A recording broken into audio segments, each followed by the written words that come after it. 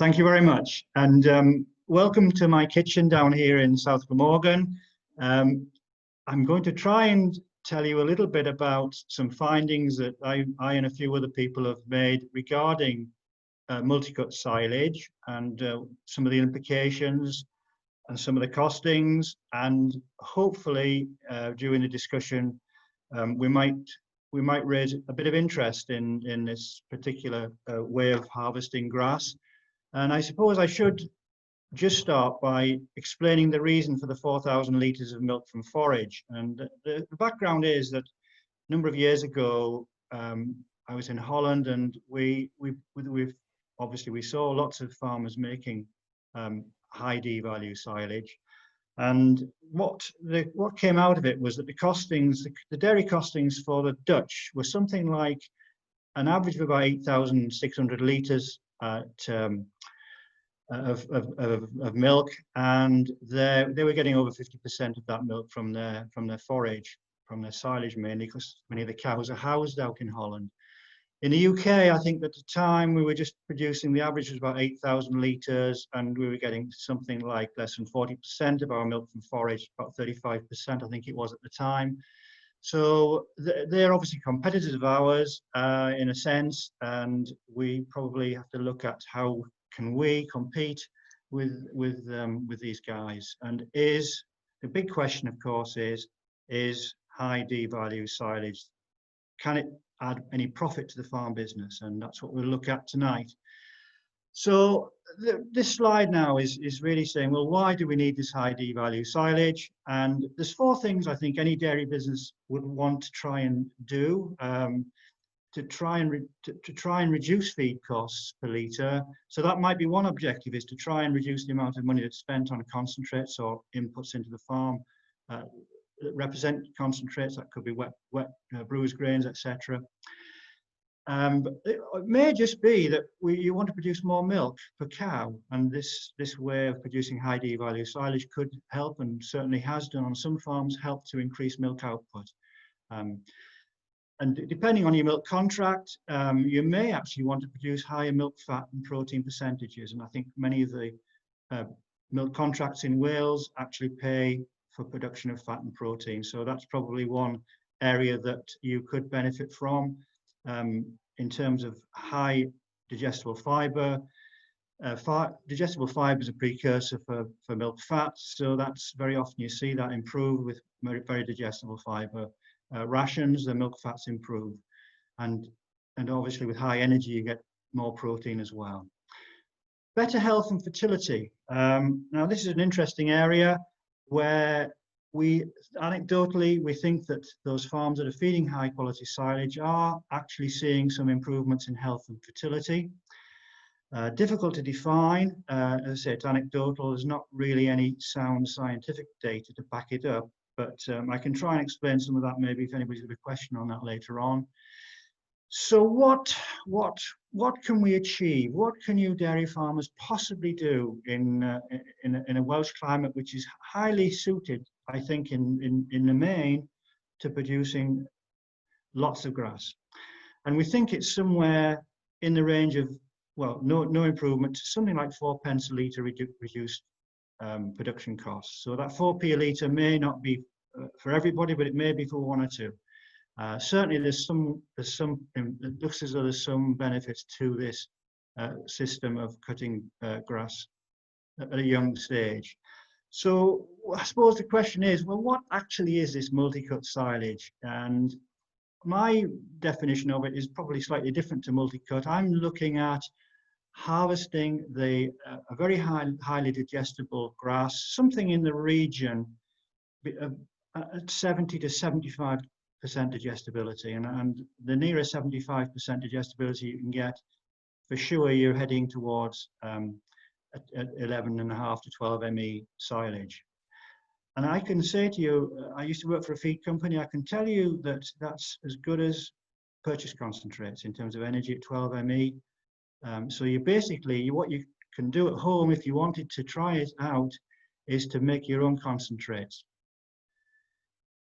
So that's the first thing. It's very highly digestible, and it also needs to be palatable. I don't think I need to tell you guys out there and girls that the thing is, what we want is palatable silage. It's well fermented and is not butyric. It goes without saying. So we'll hopefully produce that. And the other interesting thing that's come out from this work is that cutting the grass frequently, and this could mean cutting the grass on some farms by maybe 4 to maybe 7 times in a season, depending on the grasses and where you are, etc., in terms of location and altitude and all the different things that go into it, growing grass on your particular farm. So flexibility is a key element, I think. Having the ability to go out and cut grass when it's an opportune time in terms of weather, ground conditions, and availability of enough grass, or having enough grass, I should say, cut. And there are a number of ways of, it doesn't have to be precision shop. I can certainly recommend to you forage wagon, and I can certainly recommend bale silage. So any of those systems seems to work, and I'll show you the costings for those things in a few minutes. So what we're looking to do is to produce better quality milk per acre. So that's more fat and protein really, and obviously we want to try and make a utilization of the land. And don't forget that your farm is a factory site, if you like. So the more energy you can produce from your grass silage, the better, in my view.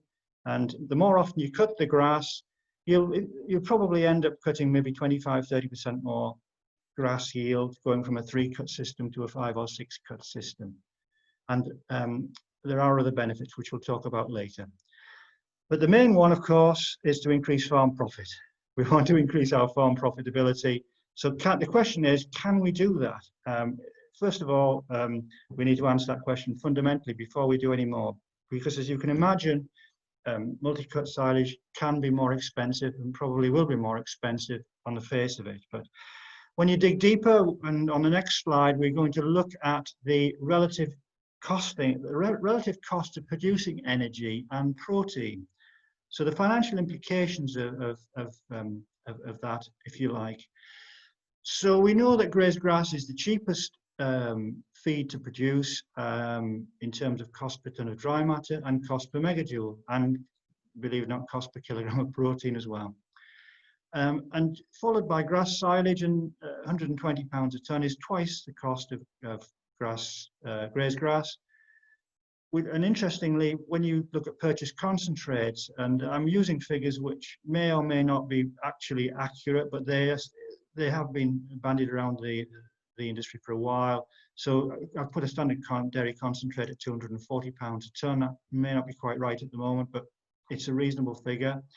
And I put rape meal in just as a matter of interest to show the cost of energy from rape meal, and for those that are interested in rolled wheat as well. But you can kind of see, and this, interestingly, this ratio of costs hasn't changed in the 40-odd years, 50 years that I've been in the industry. Grazed grass has always been the cheapest, about half the cost of grass silage, which is tended to be grass silage has tended to be half the cost of purchased concentrates. And that moves up and down a little bit, but it hasn't really altered a lot. So what did we find on our 9 Welsh, South Wales, I've got to say, South Wales, we were looking at the farms across from dare I say, from Monmouth all the way across to St David's in Pembrokeshire. So these farms were essentially, 2018 was a difficult year. So the average cuts in this particular year that went into the costings was actually 4 cuts. I think it might have been 4.5, but it certainly wasn't any more than that.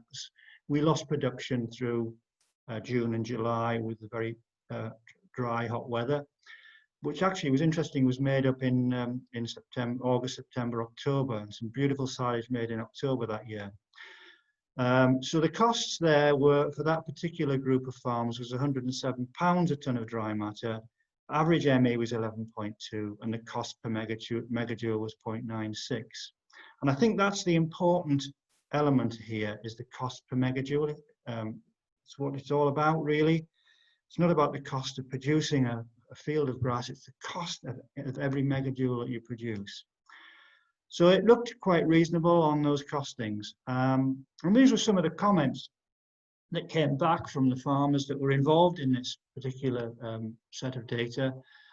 And there were some quite interesting things that came along. One was the ability to use slurry more efficiently because they were cutting the grass quite regularly or more regularly than usual, so they were able to utilize the nutrients in the slurry and save substantial amounts of money on inorganic fertilizers. And we can talk about slurry utilization later, but there was definitely an improvement there in terms of reducing costs of inorganic fertilizer. Yeah, we talked a bit about higher yields of grass, and the probability is that, we'll look at this in a bit more detail later, but yeah, there's definitely an increase in dry matter yield from their grass layers the more often that they are cut. One of the other little interesting bits of benefits that came out of this was the ability to go in and overseed an existing grass lay, direct drilling or overseeding. And that's really simply because if you're cutting on a regular basis, sort of every 28 days or 30 days, then you can go into an open, if you like, sward once it's been cut and put your seed in. And by the time you cut the next crop of grass, hopefully the seed has germinated and starting to grow and ready to accept the sunlight that is available to it once that next crop of grass is taken. And certainly there's been quite a bit of success for spring or this time of the year, late summer, overseeding. Believe it or not, weed control also seemed to be improved, just simply because docks don't like to be cut before they go to seed head either. So, and other weeds don't really like being cut too regularly. So there seemed to be anecdotal evidence of better weed control. And interestingly as well, the lays seem to be more productive for longer. And only the other day I had a comment from a farmer in Pembrokeshire who was telling me how he thinks his lays have improved. It actually improved, certainly from the ones that, from maybe some more longer term lays, have actually improved from being cut regularly.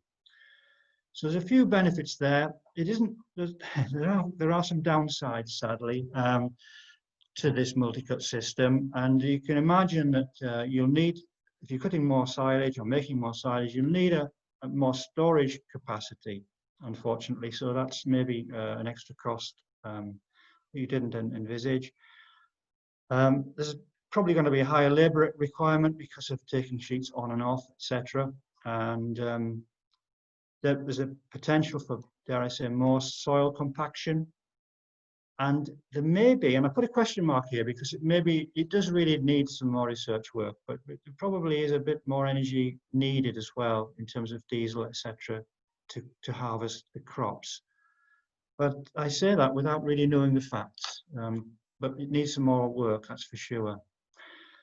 Okay, so we've had a look at the 9 costed farms across South Wales. Now, this was one of those farms where we went into quite a lot more detail with the farmer in terms of looking at costs of production of the silage, but then if there were any financial benefits to making that high quality silage.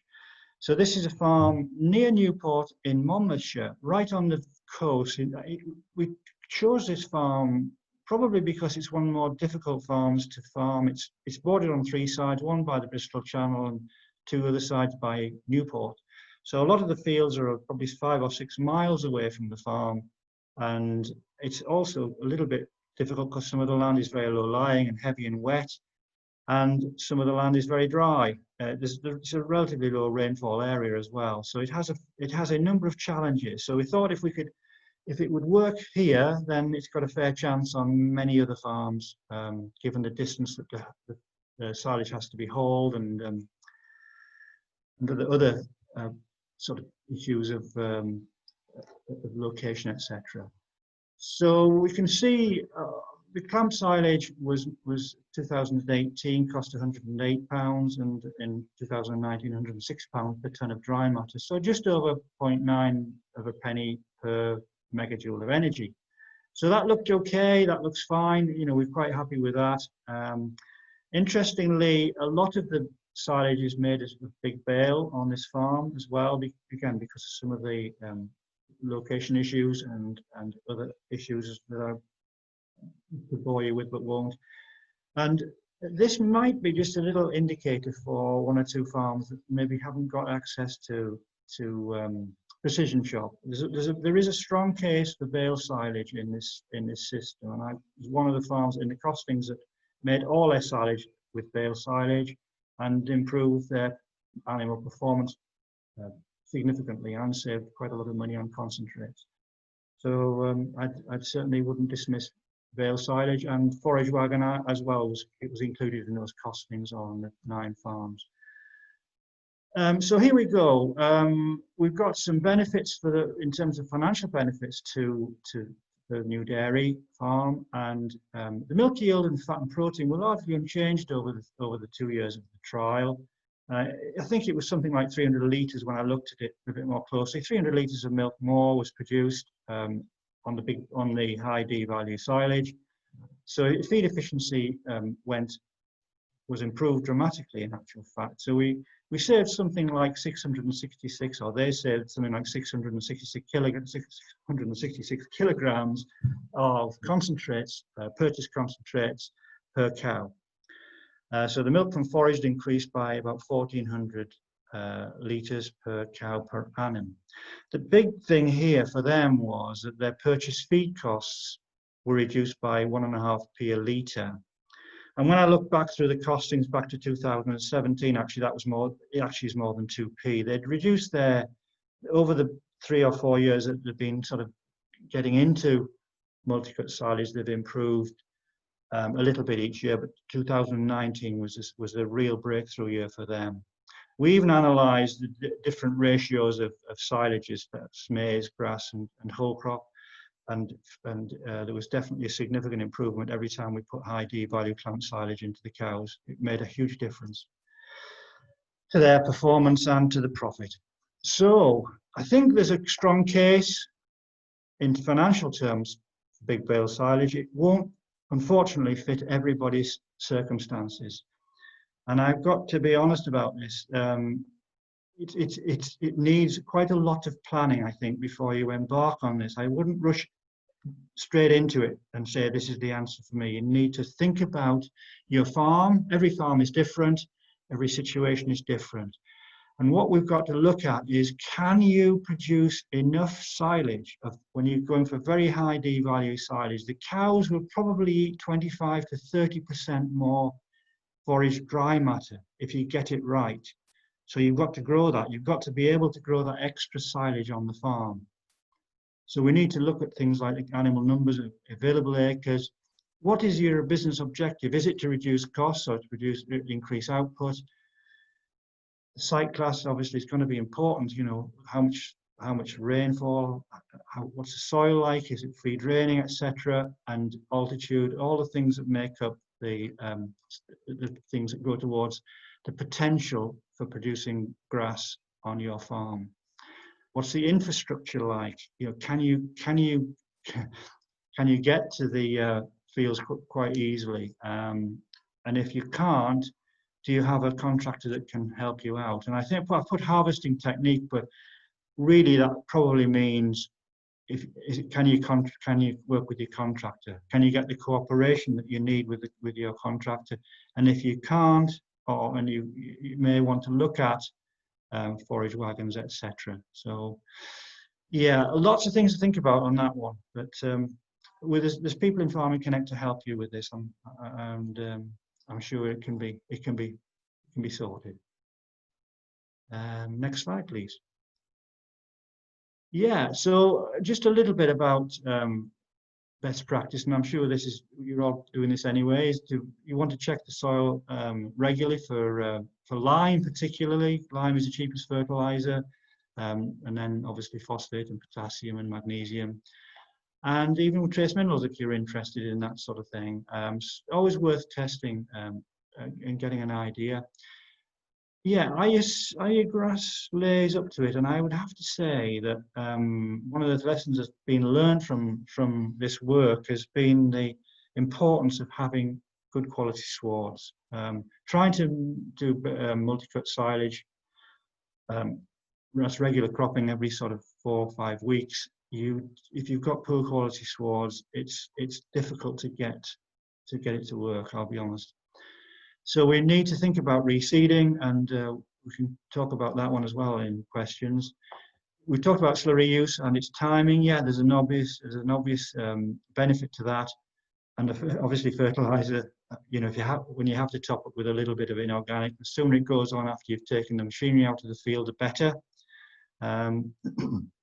Winter management of grassland. One of the things there is to consider, I think, is lots of winter grass can sometimes be a little bit of a detriment to you in first cuts, because if it's been a mild winter, as many of you experience, the grass will keep growing and you end up with dead material going into your first cut plants.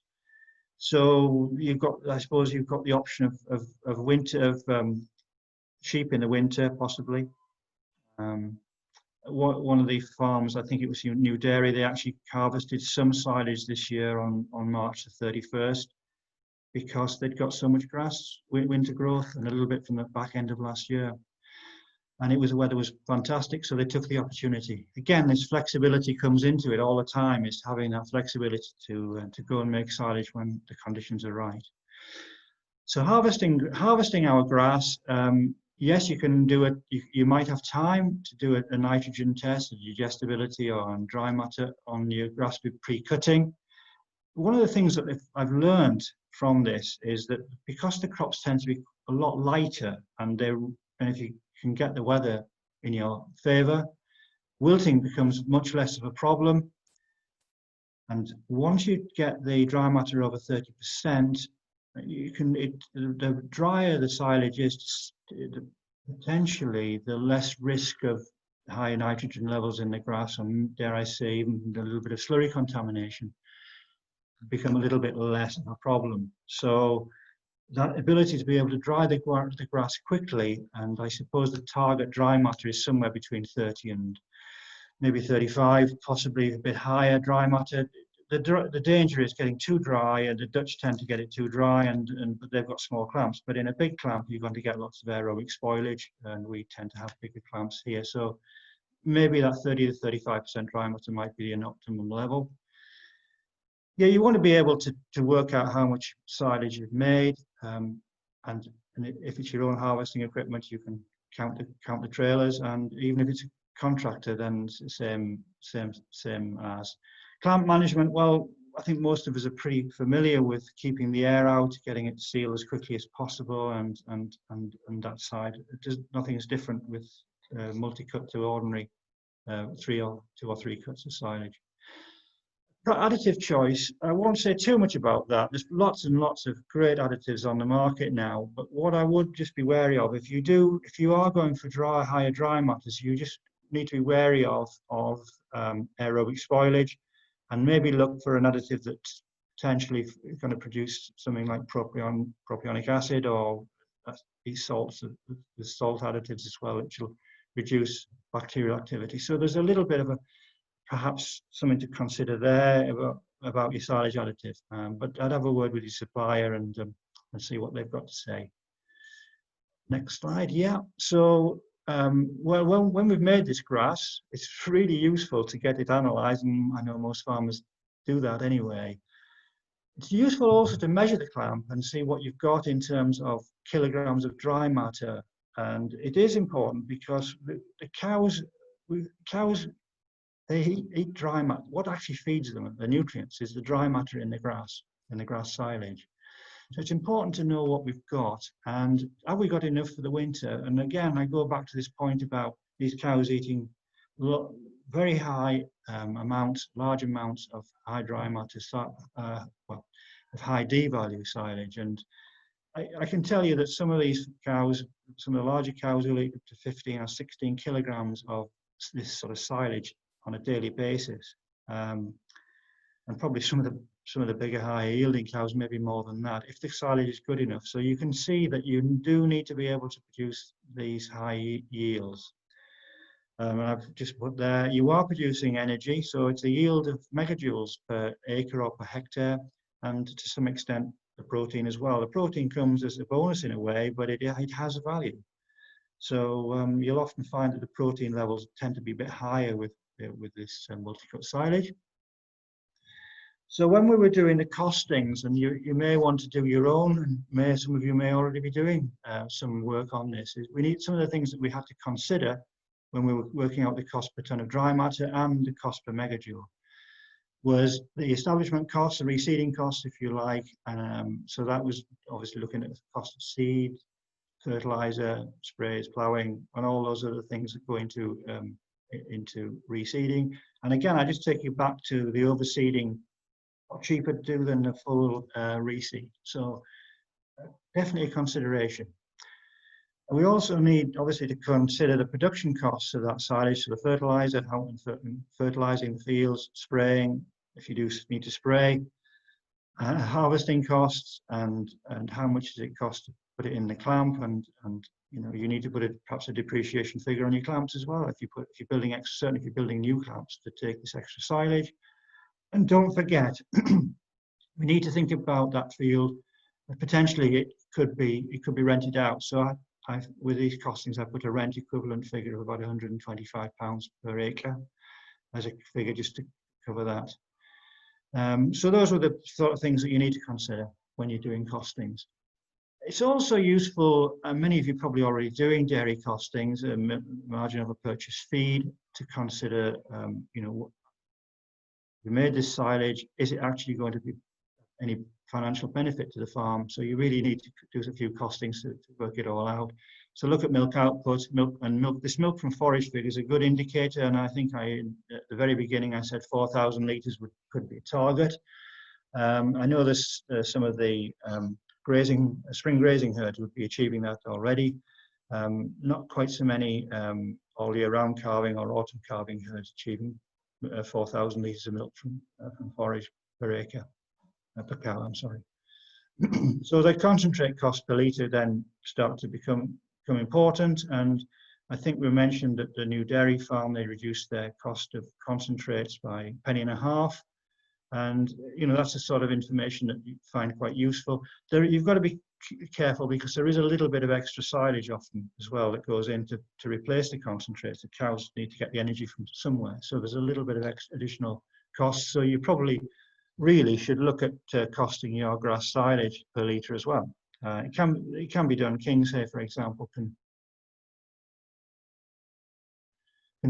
do that for you. I'm sure others can as well. And it's always worth benchmarking against other farms or existing averages. So yeah, I think it's worth certainly looking at doing some costings if you're not already doing them.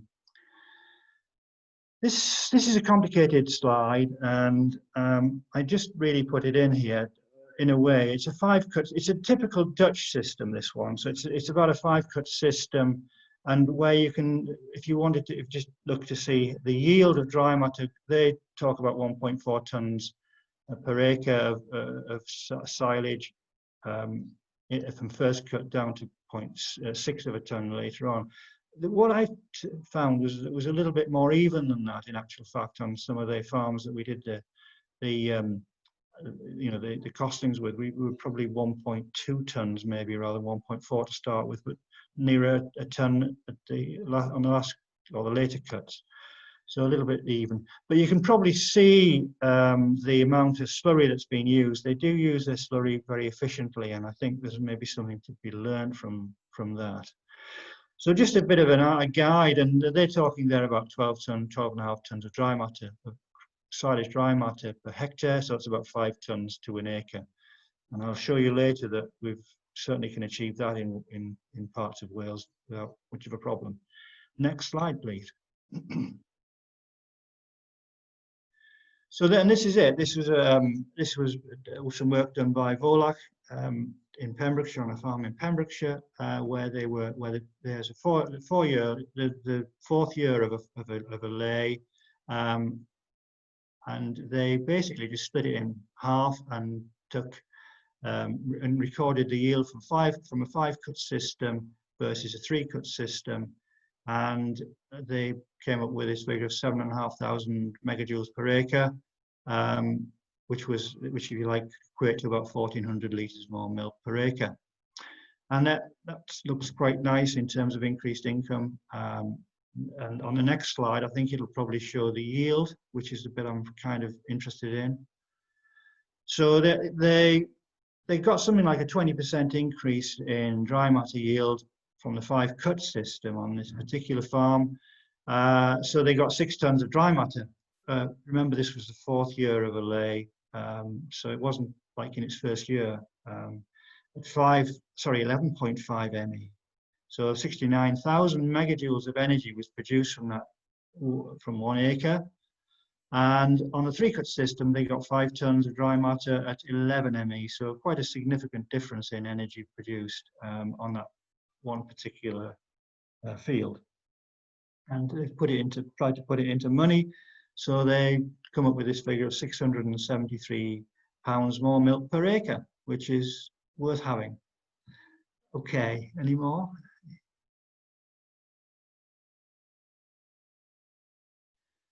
Right, now then, as an ex-nutritionist, I've got a bit of an interest in this one. We get one of the comments comes back is, well, this very high D-value silage is very difficult to manage in terms of nutrition, and I take the point. It is, you need a good nutritionist, I think, to help you along the way, or you may need a good nutritionist, depending on how much concentrates you're feeding, etc. But these very high forage dry matter intakes, and I'd mentioned 15 kilos and possibly more with bigger cows than that. It's sometimes difficult to balance the fibre in the ration. And the protein can be a little bit of an issue sometimes. You certainly very often don't need as high a protein as you may normally do in your concentrate supplement. Must balance the starch and sugar levels and always be aware on the lookout for the threat of subacute ruminal acidosis with very wet acidic silages. So there are things to be wary of.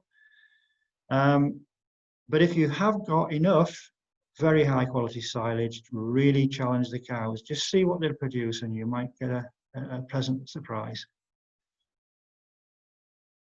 Thank you. I think that's probably all. Thank you very much. Great. Thank you very much, Richard, for that very informative presentation. So we'll open the board now. You're more than welcome to send in your questions, and Rhys will ask them for you, Richard. So yeah, it can be anything. There we are. So I'll just over to you, Rhys. Hello. Yeah, I've got a few questions coming in. So how should farmers measure, assess the sward for optimum cutting? Do they go on days since it was last cut, or do they use another method? Well, it's a stunning question to ask, really. I don't believe that it's days. I think the first considerations are the weather, I think, and soil conditions as much as anything. I think if I put it this way, it's a little bit, how long is a piece of string? If you take, for example, as we have some of our mixed farms down here in southeast Wales, where they're growing cereals and Italian ryegrass as their break crop, then the Italian ryegrass is a devil to go to seed head, particularly after first or second cut. And if it gets stressed, it just wants to go to seed head. So you very often end up trying to cut that grass at less than 4 weeks. You may have some late perennials, and in which case they are going to mature a little bit more slowly. So I think it's probably difficult for me to give you a precise answer to that one. But for sure, you don't want any seed heads in the sward. And I think for most farms, it's something, I can give you a little quotation from, I was talking to one participant on Monday about this, who've been doing multi-cut for three years now, and they've got very high output cows. But one of the brothers is very interested in the grassland, and he reiterated the story about the swards getting better. But he's kind of got it in his head that it's probably for them it's intermediate perennials are the best grasses. But if you look at, I'm sure that your seed suppliers can help you on this one. They're often a mixture of late and intermediate perennials, diploids, etc. So I don't think there's a precise answer. I'm sorry to be a little bit like that, but most grassland farmers would probably recognise that when the grass is starting to mature, when its stems are elongating and becoming timbers. But I would say for most people, it's to get the 75D. It's something like 28 to 32 days. It's in that order, but it's not a precise science. And again, starting off in the season is very interesting, because this year I think we had, because it was quite mild and it's quite a good, too dry spring in actual fact. We had some silage made in the middle of April, which is perhaps incredible. I know the Dutch would probably be starting in that sort of region of about the third week of April.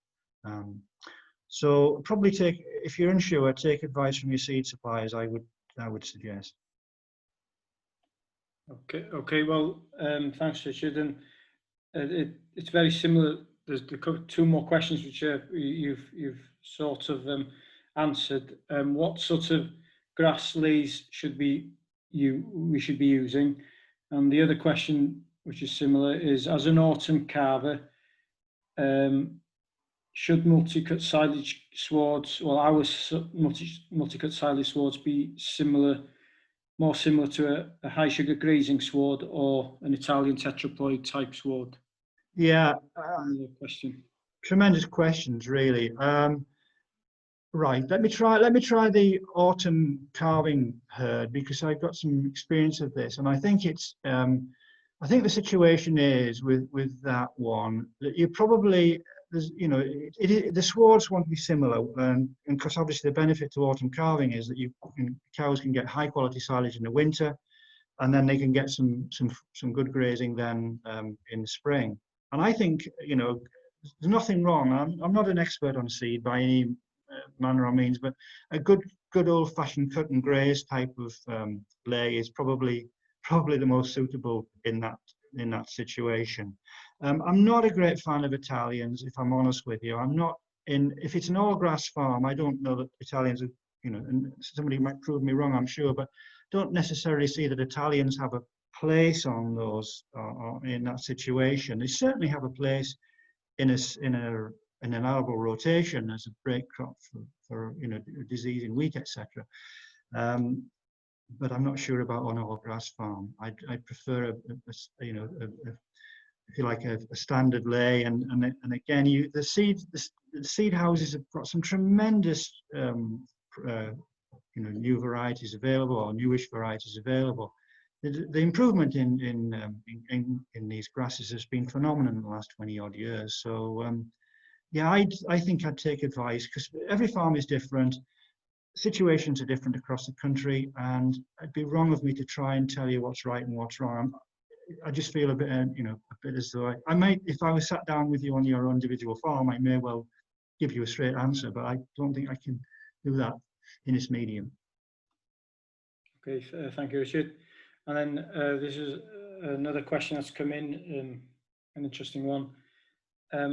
To what height should you, with a mower, cut? Is it any different to a conventional system? No, I don't think there is. I think again, you can argue about the cutting height with Italians and to intermediate perennials, but I don't see any reason to change your cutting height for this particular, cutting regularly. I don't see any need at all. Simple answer to that one. Okay, thank you. And another question here that's come in. So what size herds can justify clamp multi-cut over big bales? Right. Okay. Oh gosh, you do ask some interesting questions.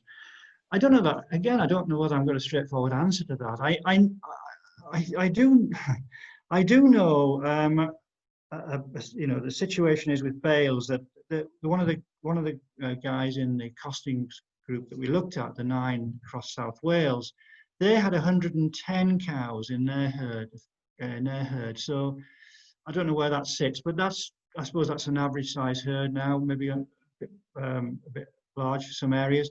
But they were all bales. Everything they made was bale silage, and their cost per megajoule was lower than the group average, and their performance in terms of yield, the yields went up, and the milk, fat, and protein went up, and incidentally, their margin over purchase feed went up dramatically as well. So that worked in that situation. So that's 110. Now, whether that's the right point, I don't know. I have a sneaking feeling that a lot more work needs to be done, I suppose, on this, but is where the forage wagon, I think, has a huge potential benefit here, where the fields are close to the farmstead, for example. Yeah, 1 or 2 of the farms in that costings group did forage wagon silage, multi-cut silage, and got on really well. You know, there's a lot of, I think one of the things that I've been sort of told over the years is that a forage wagon can produce, you know, poor quality silage. Well, it's very often because it's poor quality grass that they're harvesting in terms of its very low D value. So if you've got very high D value, it's easy for the machine to chop up as well, which helps the fermentation process. So I think it's worth a consideration for the smaller, dare I say, the smaller farms to look at bales or forage wagon. I've got no questions. I wouldn't worry about it. It's the quality of the grass that you harvest is the key thing. Okay, thank you, Richard. And then another question has just come in now. What suggestions would you have to help balance fibre in the diet when using multi-cut? Okay, good question, this one. I think one of the successes of this has been, if you like, whole crop has played on some farms. I'm thinking about the farms now in the more, you know, the higher rainfall areas where maybe you haven't got, you know, a you know, the ability to grow maize or you know, some of the other crops that perhaps we do get to see on other farms. But fermented whole crop seems to work quite well with this high quality silage as a if you like, as a balancing product. And it also, of course, is a good lead into a reseed, which is what I think many grassland farmers would probably grow it for. The other alternatives are, dare I say, straw. Maize is not a bad one either. It's something to mop up the excess protein, but you probably do need a little bit more structural fibre as well. Again, I just probably always is the best thing is to seek advice from your nutritionist, or even through Farming Connect. I'm sure they can help out. But it's difficult to give you a straight answer. But in my experience, those sort of things, particularly the whole crop one, has worked very, very nicely in a simple way.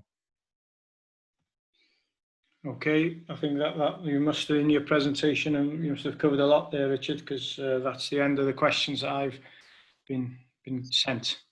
Okay. Thank you very much. Thank you very much, Rhys. So yeah, you're more than welcome to send in any more questions. If you do think of any after this webinar, send them over to myself, and I can pass them on to Richard and get back to you. So that's no problem at all. And before we leave you for tonight, and I'm sure you'll have another cup of tea, thank you, Richard, for all your time and for joining, and keep safe. Thank you very much.